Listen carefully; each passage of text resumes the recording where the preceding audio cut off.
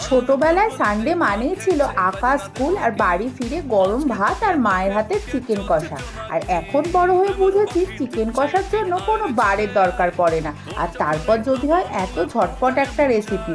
প্রথমে চিকেনটাকে ভালো করে পরিষ্কার করে নিয়ে তার মধ্যে পেঁয়াজ কুচি, টক দই, হলুদ গুঁড়ো, ধনের গুঁড়ো, জিরের গুঁড়ো, লঙ্কার গুঁড়ো, কাশ্মীরি লঙ্কার গুঁড়ো, চিকেন মশলা, স্বাদ মতো নুন আর বেশ কিছুটা কাঁচা সর্ষের তেল দিয়ে ভালো করে মাখিয়ে 30 মিনিট রেখে দিতে হবে।